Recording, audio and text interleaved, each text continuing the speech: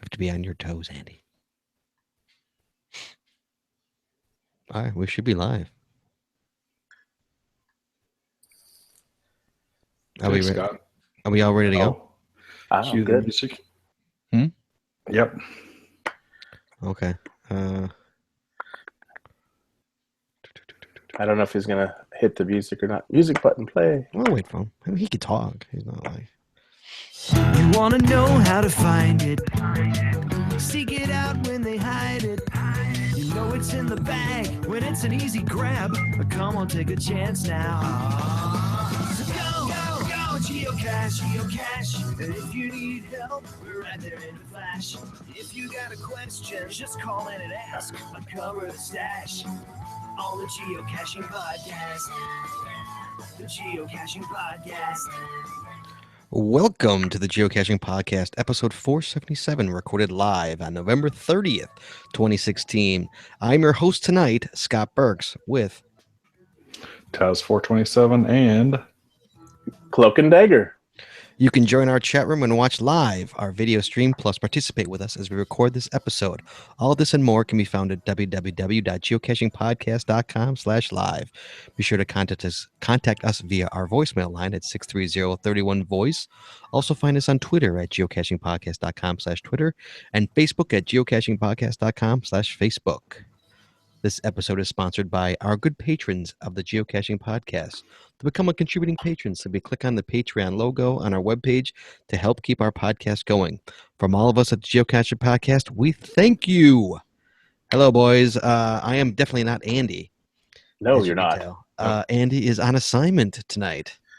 So I am being the on du jour, as I say, the headmaster. I got Taz with me, and Sarah's not here as well. So we've got a CloakNDagger with us. Hey, what's up, big guy? How you doing, Adam? I'm doing great. Thank you for having me.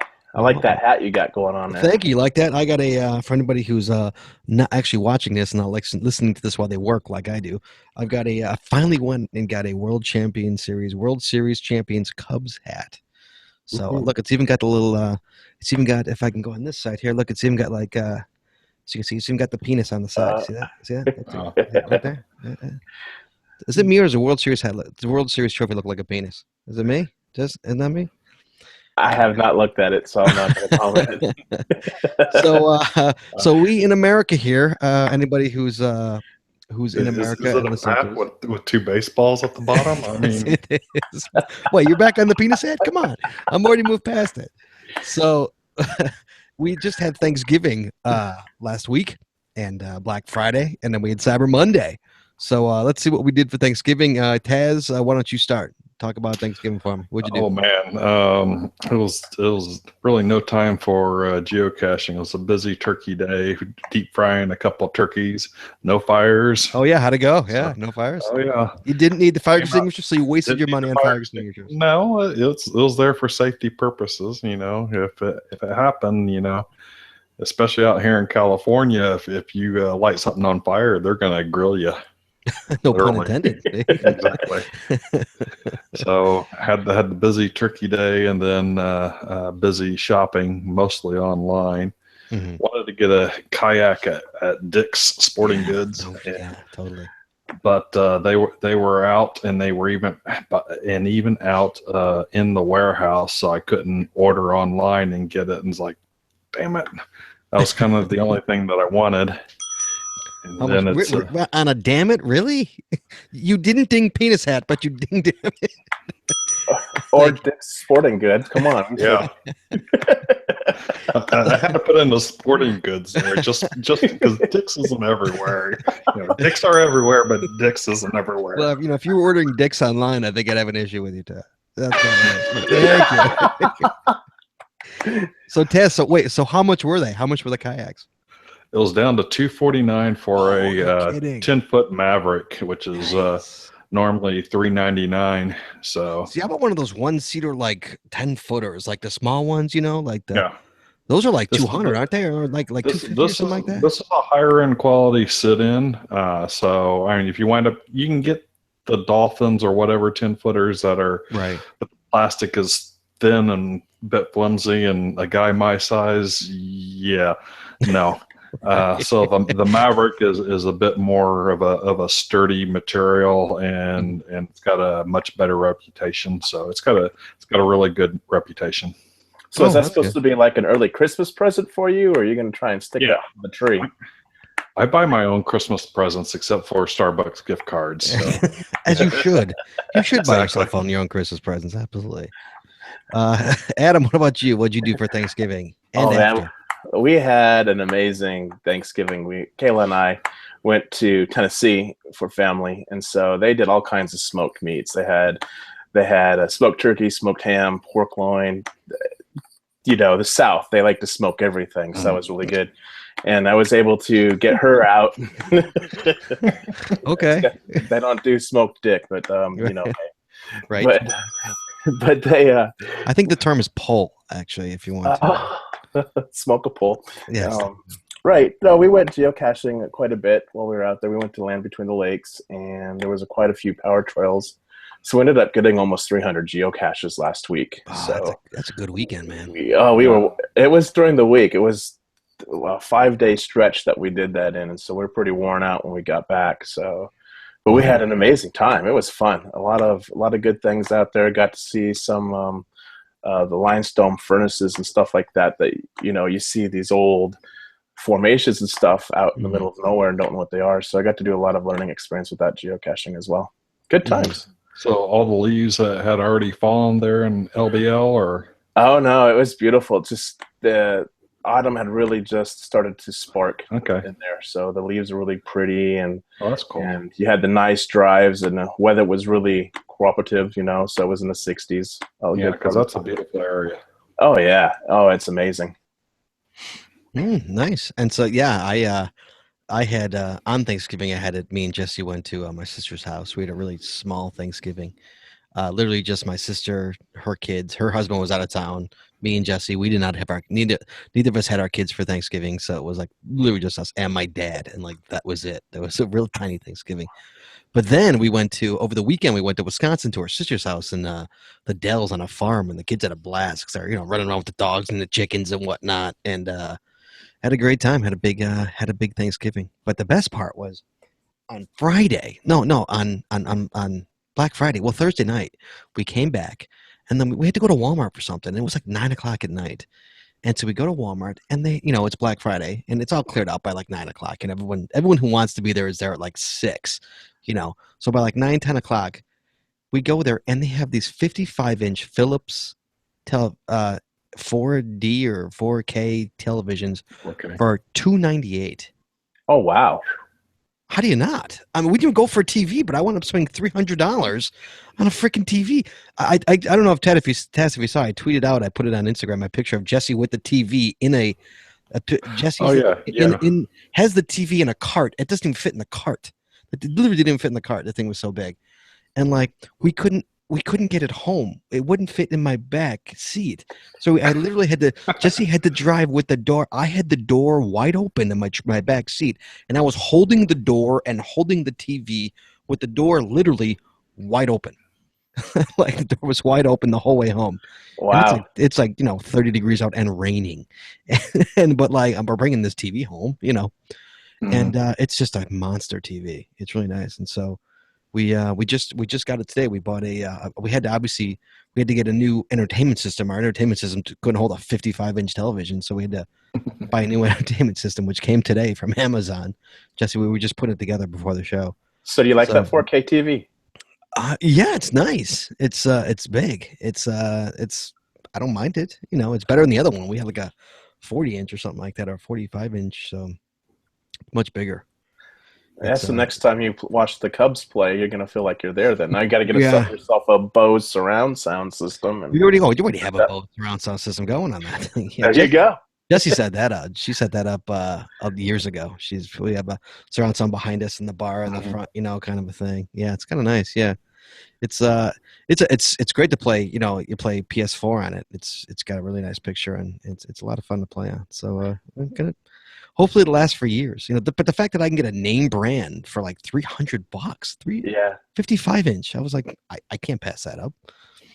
So that's what we did. And I got an FTF too. I did.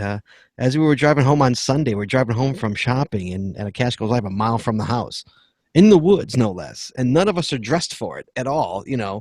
But like, you got to go. It's a mile from the house. So we went to the woods in the dark, got an FTF. So that was my lone cache for the week, was that FTF. And was that container good, or was it like, no, it was good. No, it was good. It was somebody, Jesse knew those woods were very wood, because Jesse held what Jesse did a couple of years ago, about 3 years ago.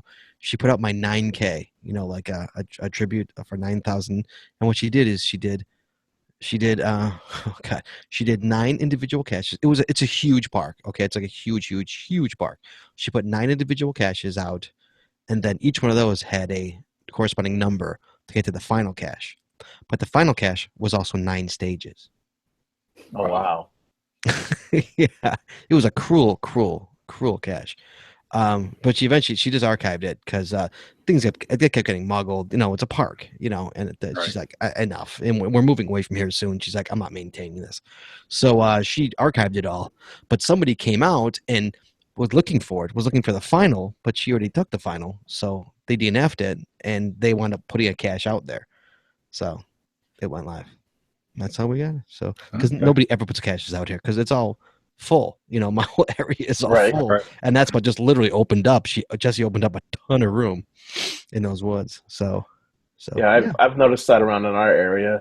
We've got a lot of more active geocachers, and so the areas are starting to be a little bit more competitive. And so when you see a spot open up, if you don't hit it right away, it's already taken. Oh, you totally steal it. Oh yeah, I've swooped in and stolen many spots. Oh yeah. Yeah, this trail nearby me, I was putting out a series of 5 that I thought I could fit in there, and then 2 wound up getting blocked out because of a puzzle cache, which I had kind of solved the puzzle, but never got a green light from it, because it's supposed to be triangulating all these ones, but he knows it's not exactly perfect, and blah blah blah.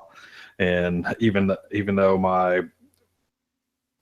it's a big long story, but so finally I figured, so it is inside this, and I was able to go around and finally narrow down where the hell that cache was. But I called it Bucks Creek Trail Series, and then only 3 of them got published. Oh wow. I was like, yeah, that's not quite a series. 5 was stretching it with calling it a series. Shortest power trail ever. Right? All right, let's move along to the podcast roundup, letting our viewers know what's going on in the Geocaching podcast community. What's coming up this week on the Geo Gearheads, episode 257, Trackable Partnerships 1. They are talking with a couple of geocaching.com lackeys about the trackable partnership, i.e. Jeep and Tin Cup. Oh, that should be a good show. That's actually one I might listen to. I'm not even a part of it. I always love the partnerships with geocaching.com, with the other companies. Yeah, I do too. You won on that Tin Cup, didn't you? I won gold on that Tin Cup, baby. Exactly. Oh, give me some backstory now. How did you win gold on this? How do you not listen to this podcast? I told the whole story. I found a Tin Cup that won gold. They put only 25 out. And that was gold? Oh, I had it. Hold on. No way. That is amazing. Hold on. Look, yeah, I'm not lying. If I'm gold, here it is. This is a 50. Right there. That's gold, dog. Oh wow. That's a gold coin right there. You want to mail that to Adam Schoenwald, and it's worth about a couple grand. It's about $2,000 worth of gold. That is incredible. Yeah, it's gonna be. Look back on episodes and watch that. You want to buy it? I'll sell it to you. I'm about to sell it. I got a bar mitzvah I have to pay for my kid next year. I need money. I don't need gold. I need cash. Is what I need. So, and then on the GeoSnippets reboot, the Geocacher's Creed. Oh, I love the Creed. If a code of ethics is ignored, it causes disorder and a meltdown of our game, sport, and obsession. Going over the Geocacher's Creed is a great way of reaffirming the concept for both new players and experienced. Does anybody know the Creed? Taz? He says, "Hold on, let me Google that real quick." No, that's one of the few things that I can't say that I. But it's a whole long thing. I Yeah, know. I once had the Creed on a T-shirt, on the back of a T-shirt that I had years ago. I had it, so I know some of it. Yeah, cash in and trash out. always ask permission. Right. And lastly, become a patron of our show. Yeah, guys, it costs money to run this show. And there are reward donations for as little as $2.50 a month. For $5 a month, you'll receive exclusive content not seen nor heard on our shows. More rewards and special offers for our patrons are coming. And Andy, I know you're producing this. We got some news here. I don't know if you have the news sound queued up or not. Can you do that? There it is. News. Have you planned your 2017 travel? One of the coolest things about geocaching is that it's played by people around the world in so many different ways. To celebrate this, we're releasing 5 new country souvenirs over the next few weeks. If you already found a geocache in any of these countries, you'll automatically receive the souvenir on your profile. The souvenirs that are currently available can be found here. The link will be in the show notes. You can view which ones you've already earned by checking your souvenirs on geocaching.com. Stay tuned. The first new country souvenirs announcement in next week's geocaching letter. Well, that news was about a week old. So they've already announced the first one, which was Slovenia. I was going to say, there's actually still countries without souvenirs? Yeah. I've got 2 country finds that I don't have souvenirs for. But anyways. No, you're not going to my paternal grandfather or my maternal grandfather's home country, Slovenia. No, but which ones have you been to where they don't have? The Bahamas and China. The freaking Bahamas. Wait, China does not have China doesn't have it, and Bahamas doesn't have China. Yes. China does not have one. That surprised me Slovenia as well. has one. China does not. Exactly. How does that work? China's kind of strict on what they want to have published out about them, so that's probably what it is. You just throw a flag and you call it a day. I'm like, really? How does China not have They need to measure out the pixels and make sure that the That's circle's amazing. perfect. That's amazing. Wow. Okay. So, wow. Interesting. Okay. Anything else, Tess? Is that anything? And there's a link to the blog page on the geocaching souvenirs so that you can follow them and see which ones are coming out. I think another Eastern European country is coming up next. See, the Bahamas. The Bahamas really still doesn't have one. Huh? Yes, the Bahamas does not have one. Wow. Okay.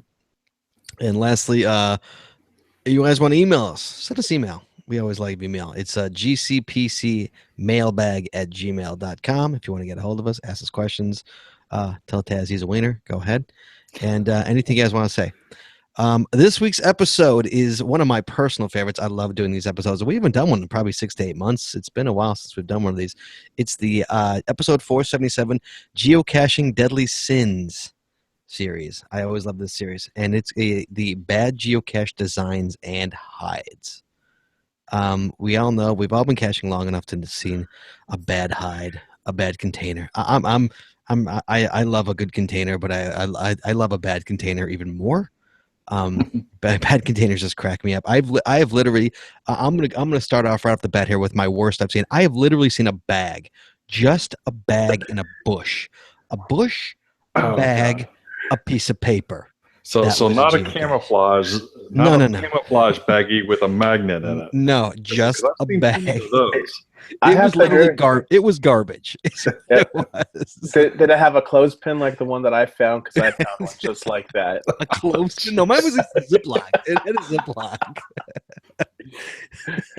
Wow, that is insane. But that's like, come on. I mean, come on, dude. Really? Or perhaps the container was just so nice that whoever muggled it decided to leave everything and just take the ammo can. That could be that's happened to me. I've had ammo cans stolen. Someone's like, dude, it's a bag. I'm like, it was an ammo can. Right. Actually, one of the most interesting finds that I've had less of a geocaching container than that. It was quite literally a piece of paper on a billboard. So you with the geocaching logo, and you sign it, and so you're going around looking for a cache container, not looking at the damn billboard for 20 minutes, and you realize, oh crap, it's right there. You know, there was a street lamp right by the United Center where the Bulls and the Hogs play. It's actually, I think it's in the parking lot, that literally you sign the street lamp. There's no paper, there's no nothing. People just sign the street lamp. And so it's kind of cool because it's one street lamp. It's got all these signatures on it. It's actually kind of cool.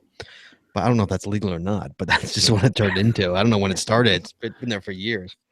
But that's literally nothing. There's no container. I found a couple of magnets that had logs underneath the magnet. Oh, I have one. Yeah, I have one of those. Yeah, sure. Yeah, yeah. But what else you got, Taz? Give me some. Give me a geocaching deadly sin bad geocache design or hide. Cheap plastic gladware type containers that disintegrate within weeks when exposed to the environment. Those things might last years in your cabinet. You put them outside, they fall apart. But I know what winter does to it. You've been in Texas? What does the heat do to that thing?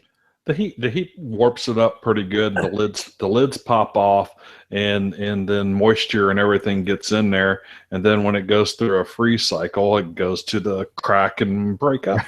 Right. And what about in Arkansas? What does that kind of weather do to it? Arkansas, it does anything to it. I mean, you can find something where it's just got lots of mold in it. You open it up and you think that you just caught some deadly virus. Where it's just mush and you don't know what to do with it. Right. Now I have the Zika. Thank you. Thank you.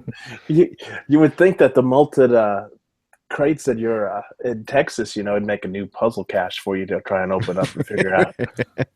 I can't tell you how many of those kind of containers I have literally had explode, because what happens is people put them in the crotch of a tree, and winter comes in Chicago. It's pretty damn cold here, and it freezes to it. So you kick it with your foot to try and unlodge it, and you just go right through it.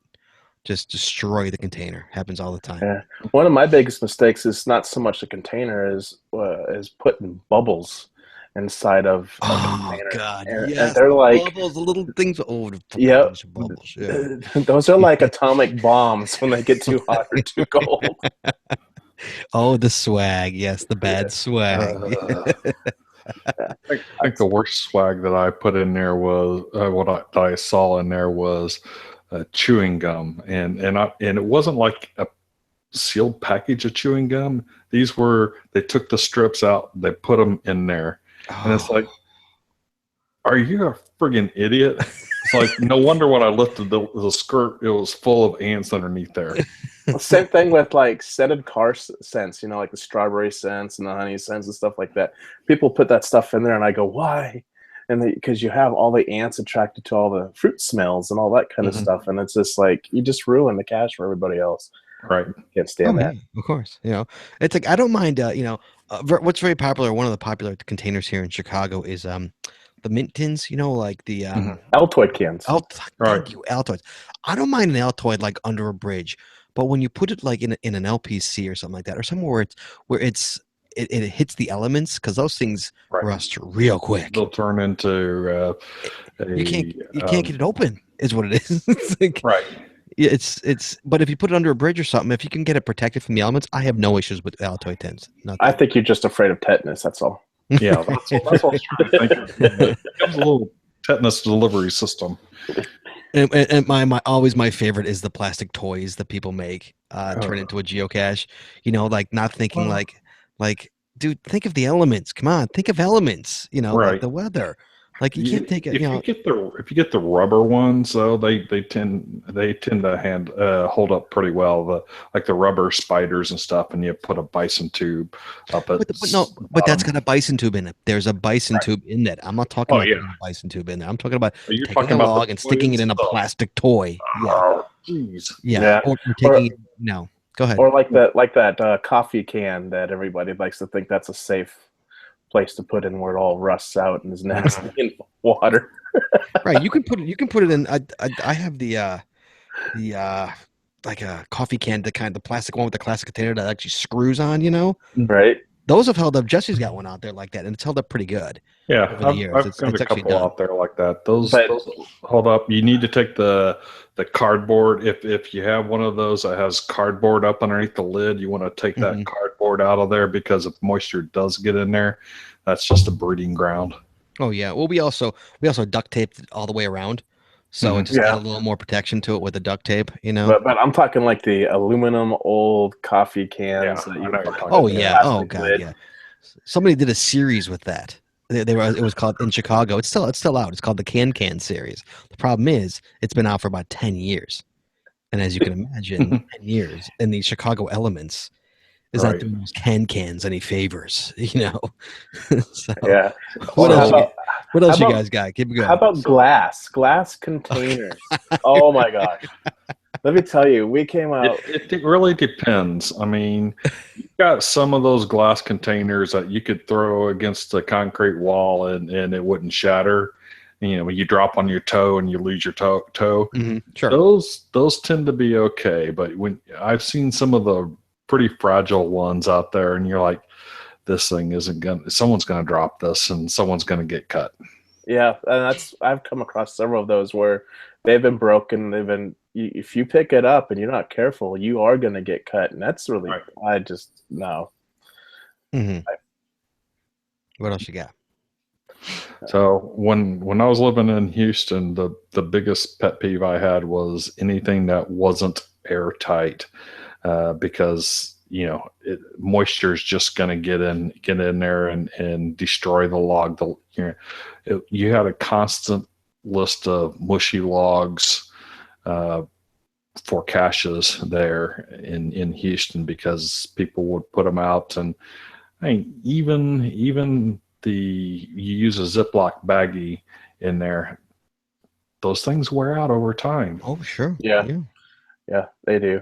Or for example, like when you're trying to hide something and it's not waterproof, and oh, by the way, it happens to be near the creek or underwater. Well, Or in a low tide area kind of a thing, where admittedly, I've got an ammo can strapped to a tree by a lake that when the Brazos River reached its highest peaks last year, and I wasn't there, apparently it wound up being submerged quite literally, and so the ammo can got filled full of water. Thankfully, a friend of mine took care of it. It's a reverse where I go that I have out there, but a friend of mine took care of it for me. And Right, I'm guilty with that one too. I have a letterbox that's by a stream, and I had hidden it up between rocks and stuff like that, thinking it'd be safe. And we got a heavy rain, and it flooded, and I ended up having a soggy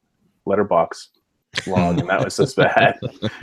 So it wasn't just a log; it was the ink pad and the ink and all that kind of stuff. Right. So, and you would think that the letterbox with the seal around it would be waterproof, but you have to be careful. Some of them aren't. See, like I think of all my hides, and most of my hides, I just inadvertently hide high.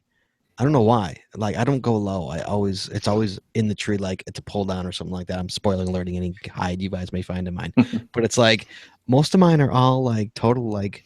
Rarely are you bending down. It's usually you're reaching, and I don't know why. It's just I don't, and I don't think of the flooding or anything like that. I just look. I'm a look upper, not a look downer. I'd say I play the field. I've got plenty up trees, plenty at eye level, plenty at ground level. Mm-hmm. Yeah, same here.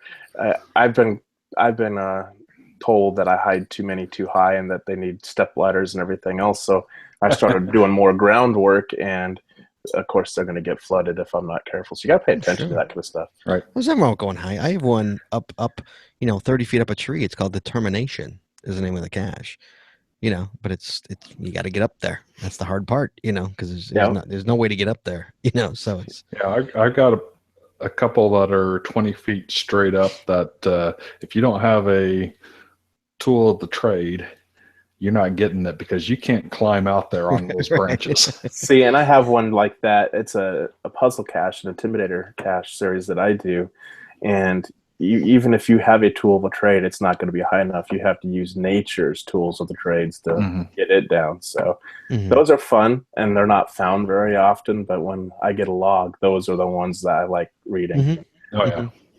But we're talking about, these aren't bad geocache hides that we have. These are good geocache hides that we have. Yeah, what are we're some bad hides? We're kind of going off topic. What are bad hides that I'll say seen? the Obviously, worst- I don't think I have the any worst- bad hides. The worst one that I found that I know wasn't a throwdown from someone else or trying to throw down and replace a container was a mini mouthwash container. The type that has a cap that's a 1/4-inch hole. Right. Paper jammed into it, and they didn't put the cap back on, and I was the first to find on this. So that one wound up being archived pretty damn quick. Wow. Yeah. One of the hides that we had, it wasn't so much of a bad cache hide. It was actually quite genius. It was hidden in the underground mall sewers.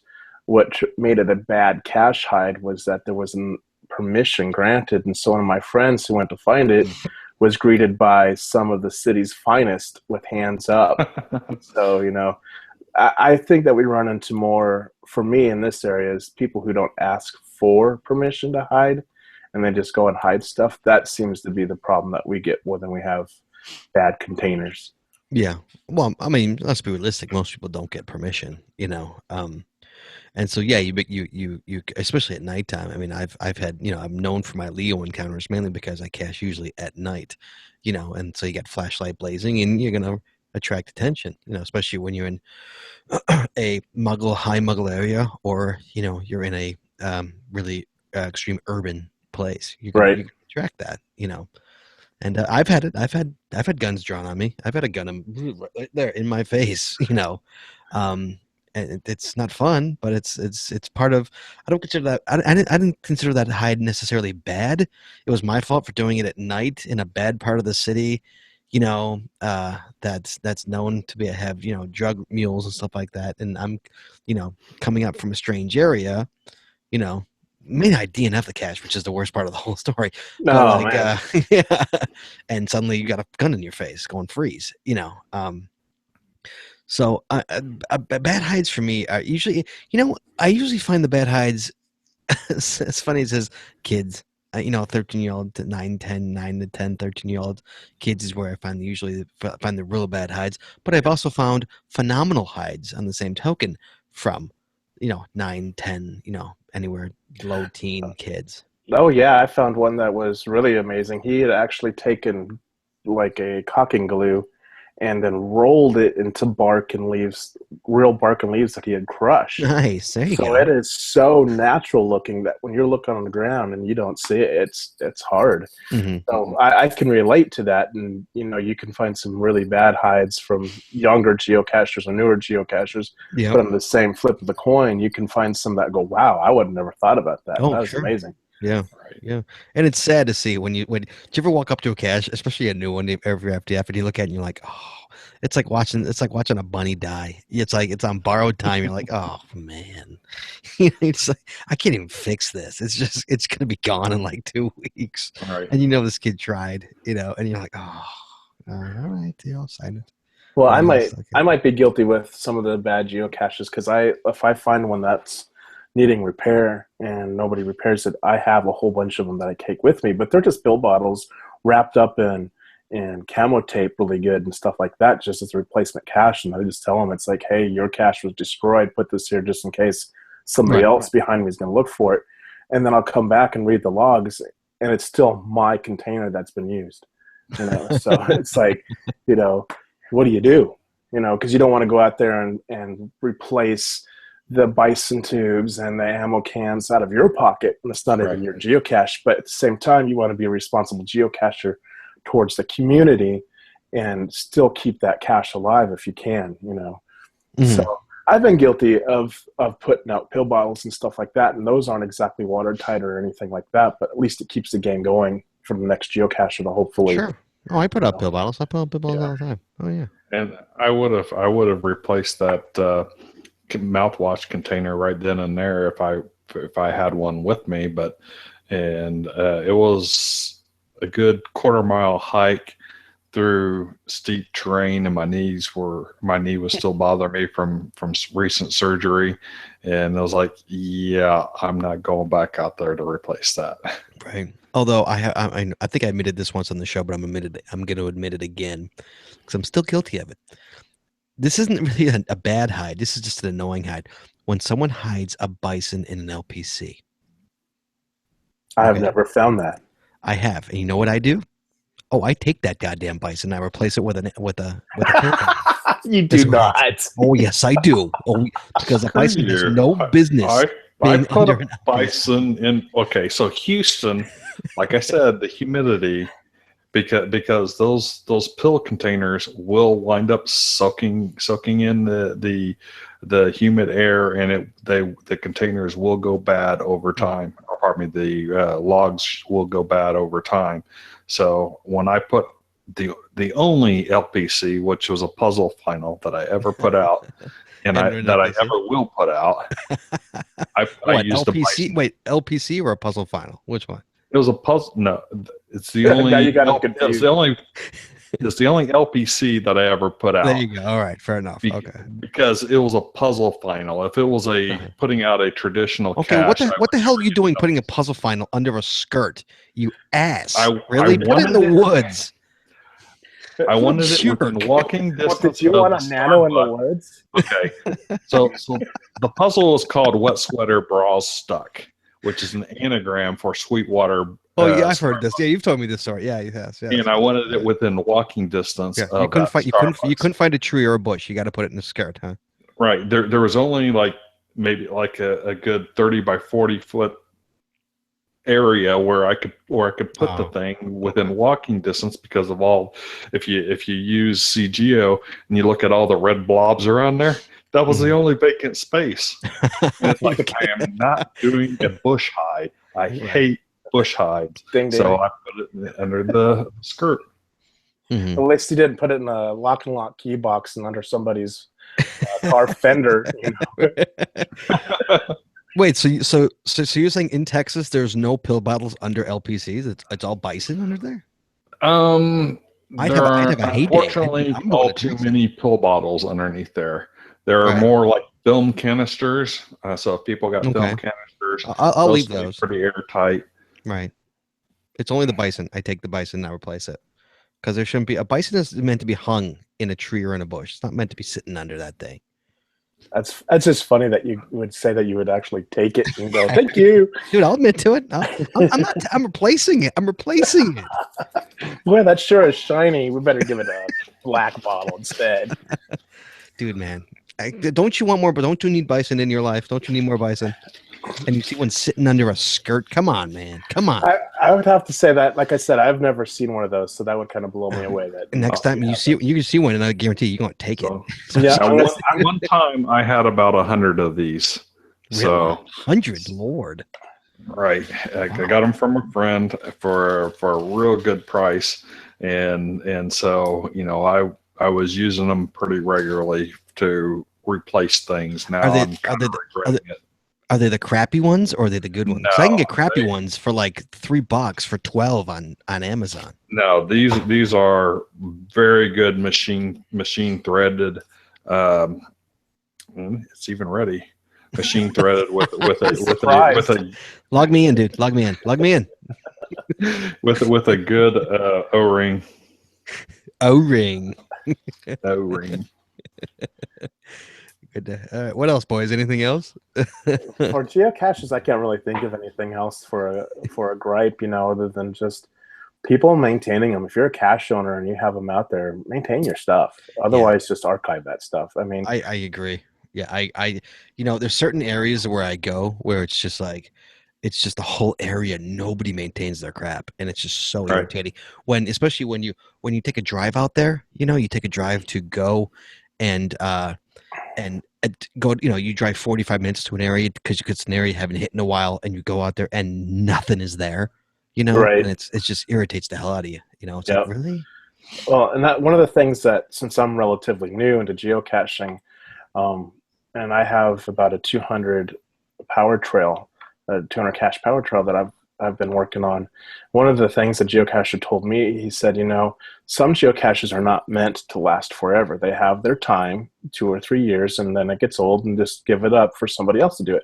And that's, that's one of those things I don't think a lot of new cache owners realize, is that if you're tired of hiding it or maintaining it or something like that, just go ahead and archive it and give that land value to somebody else to hide. Okay. We want you to, because I want a new cache there if I've already found it.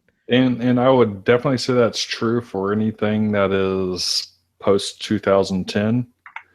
Once you start getting earlier, some of those things are like, there's only so many of them out there, and if they all go archived, then it makes it very hard for someone to try to do a jazz mirror. Oh yeah, well, if it's the same DT, you're talking about a DT or a day? No, the calendar jazz mirror. Right. Oh, okay. So once you get into the older 2009 and earlier, if you can't maintain it and it's a good cache, adopt it out. Well, but there's also issues with adoption as well. I know there's issues. Yeah, there's a few issues that I have with adoption. Like, for example, we had a very dear and near cacher in our area pass away, and we can't adopt those geocaches out that she owned anymore, even though we want to have in memory of her, and so that's really sad that you can't, once that geocache goes, nobody can really maintain it and control it. It really has to be a community effort when it's not on your page anymore, and that's an issue that I have with that is now if you got a good geocache moving and you got buddies, obviously you're going to have buddies around in the area, just say, hey, I want to adopt this out. Whoever wants it, it's up for you to have. And if not, then let it go. Yeah. Yeah. And I respect people who do that rather than people who just literally orphan all their stuff and it just sits out there and, and it's relatively new stuff, but it takes, unfortunately, at least where I'm from, it takes months for something to get archived. You know what I'm saying? Yeah. Yes. No, it gets a string of DNFs, and then the reviewer gives the person like a month and a half to 2 months to do something with it, and then maybe it gets archived, quickly. Yeah, I don't have a problem recommending archival. When I find a geocache that hasn't been found for a long time and that the owner has not put any maintenance when it's been asked to be maintained, it's like I just send an archival note to the reviewer, and the reviewer has thanked me, said, there's a lot of geocachers that are afraid to do this because they might make the cache owner mad. And I said, well, there's a difference between making a cache owner mad because you can't find a geocache and you're just going to archive it because you're lazy, compared to the fact that the cache owner hasn't replied to needs maintenances. There's been a long string of DNFs. Don't be afraid to archive it with a trash cache. If this is something like in the state's oldest geocache or something like that, that the owner's not there, the community is going to take care of it. But if it's a trash cache and nobody's really paying attention to it, and you got a lot of couch people, just logging it to log it, get rid of it. No, I agree. Yeah, it's one of those. I have no problem throwing a needs archive on there. I usually do it like if I know the cacher is no longer caching for a fact, like they haven't logged in 3 years or something like that. And that's easy to check because all you have to do is just look at. Oh yeah, absolutely. I'll immediately throw an archive. Like time to go. Yep. And I have no problem. I do it sparingly. I don't throw it around. Right. I don't throw needs maintenance around either. I'll do it if nobody's done it. You don't piss off your reviewer and make him give him a bunch of work. Right. At the same time, you take care of your stuff. Right. Especially if it's in your area or around your area, and you're like, hey, this should open up again. There's nothing going on. And there's some really old ones that get community maintained. I know that for a fact around my area at least. If it's if it's an 05 one or if it's an 08 or an 09, the community maintains it. Like if it goes missing, because we all could name a half a dozen to a dozen high muggle areas where cache. How many times have you seen a cache go live an archive the same exact spot because the new person comes in and then they don't know that the cache that's a bet. It's just one of those Bermuda Triangles of cache areas where it just gets muggled constantly. And then you go to events and you place bets on how long it's going to last. Yeah, I mean everybody. We cache in 3 different parts of this country, but it happens everywhere. We all have those spots. I've been fun to get. Go ahead. What? I gotta kind of go off topic. Is that Yoda on your arm? Oh, my arm? Yeah, sure. Yeah. I got that tattoo like 2 months ago. Where have you been? I didn't see it, so I just noticed that. It was like it kept on seeing your arm pop up there. It was like, there you go. That's friggin' Yoda.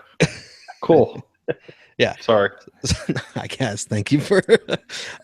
Yeah. So observant, you are not. So yeah. So we all have. I mean, I've literally seen I've literally got the same cache 3 times because it's been archived and put in archive. And again, I mean, literally the same spot. And it's like, oh, see how long this one lasts now. This time. It's a first to find race. You literally want to don't put a cache or plaque or something because it won't last, kind of a thing for the newbies, because it's the very first cache that I found was one like that. So I found that cache. It got archived about a year later. I put another one in its place.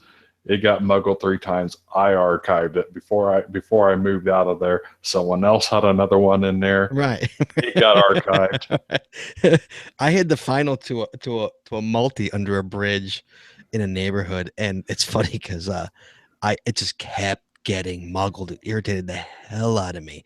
I mean, I must have replaced it 4 times before I only replaced it 4 times because it was a multi. You know what I'm saying? And finally I'm like, F it. And I have to go get all the other stages, like that sort of thing. I don't want to go get the other ones. So I finally said F it. And it turns out, I was relatively new. I was my first year of geocaching. And turns out I talked to an older one. He's like, oh yeah, that was like the 3rd time I got that one. Like that's one of those spots that always goes missing, So it happens. It's a shame because there's a certain Bermuda Triangles, but it's literally part of our game and it happens everywhere. We all have those, and that's one of those. Is that a bad geocaching? I guess that's a bad geocaching hiding place, is what it is, isn't it? Or you you get a place like where all the kids play and they're going up underneath the bridge and they see it, it's going to get muggled. But you don't necessarily realize that when you're putting it out there that all the kids are playing there. Right. I mean, but then again, I literally have a cache on a playground. It's it's underneath the playground. It's a key holder. It's been there for 6 years. Wow, I'm impressed. It's a key holder. Never once been muggled. Wow. See, I would have figured it would have been a bolt. That would make sense, but a key holder. It's a key holder. Never once been muggled. That's amazing. I mean, and it's a park that's played every time I drive by. There's just kids there playing, right. La la la. Yeah, it's just one of those luck of the, one of those. Mm-hmm. It seems like the majority of my geocaches that are muggled are ammo boxes. Ammo boxes are a big commodity around here. It seems like they can't go to Walmart or Academy and buy their own $5 ammo box. They have to go and steal ours. So it's just one of those things now. It's like, should I hide an ammo box or do I need to make it a little bit smaller? Isn't that a shame too? The way it's come. I used to always find ammo cans, and now you never find them anymore. Unless you go out deep in the woods, it's like it's really hard because like I had an ammo can under a bridge at the park, and it was hidden, it was secure, but it was still simple enough for a beginner geocache to go look for, and it got stolen twice. So it was like, that's it, I'm done. I'm going to put a magnetic on here and make it the world's smallest letter box. And, made a stamp that fit in it and let it go. But it seems like ammo box, like one of my friends had a ammo box tied around a tree, and whoever decided to get that ammo box cut down the tree. They literally cut down the tree because he had it chained to the tree, and they cut the tree down. And then he had one hidden underneath a railroad, not a railroad bridge, but a truss bridge for a walkway. And they climbed up there and cut the chain to get an ammo box. For an ammo can? For an ammo can, yeah. And it wasn't a great ammo can. It was just a regular old ammo can, and it's like, really? It's unfortunate. Go to Walmart, spend your $5, or go to the Army Exchange thing and go spend $7 and you'll have one, It's like, why would you? I Why would would never you- spend $10 to put something out. Like, what are the ammo cans? Like $15 for the metal ones? I would never spend that anymore because it would be Oh, gone. no. Yeah. You know. You could buy them like in bulk for like $5 and $7 for the metal cans still when you find someone who sells those.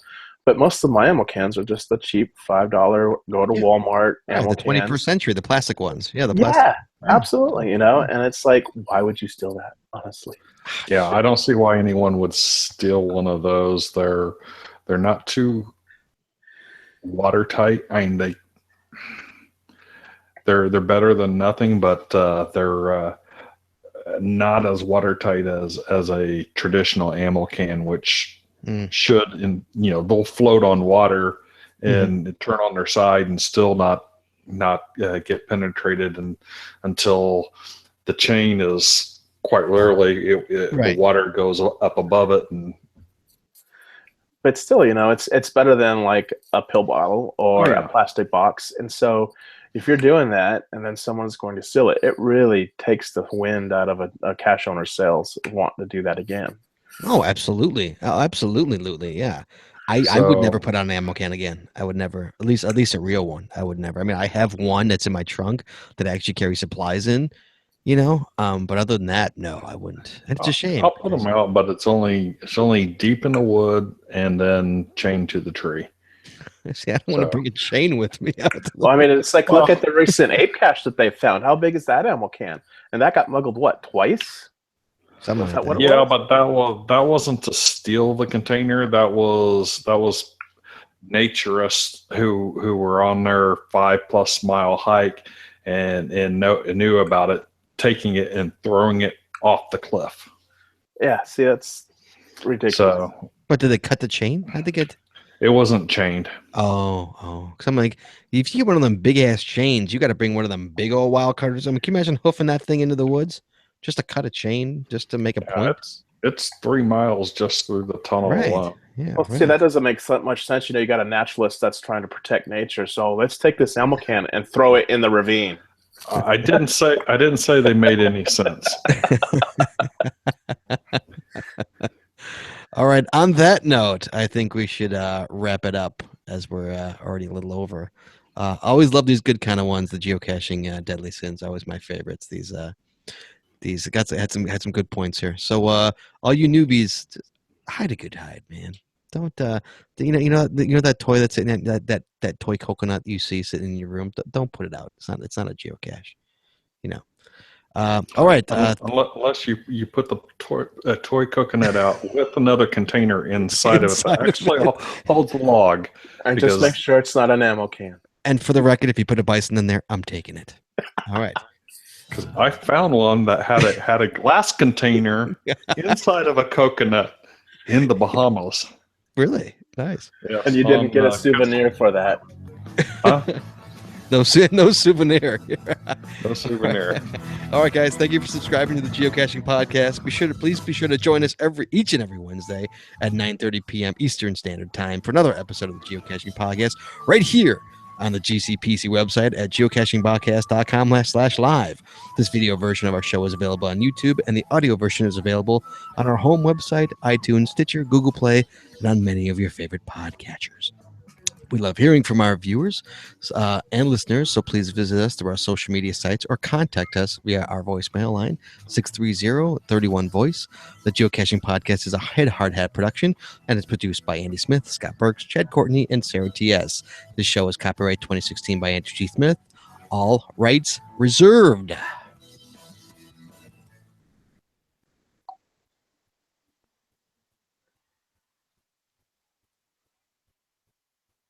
Okay. We should be clear. I'm assuming Annie's cleared us. All right, everybody's still watching, and if anybody's left in the there are people in there. Yeah. All right, anybody else still watching? Thank you for coming on for watching us. Always, Adam. Thank you for coming and absolutely joining us. All right, we're gonna cut off the live stream now. Everybody, we'll see you next week in the studio audience. Thanks for watching. We'll see you again.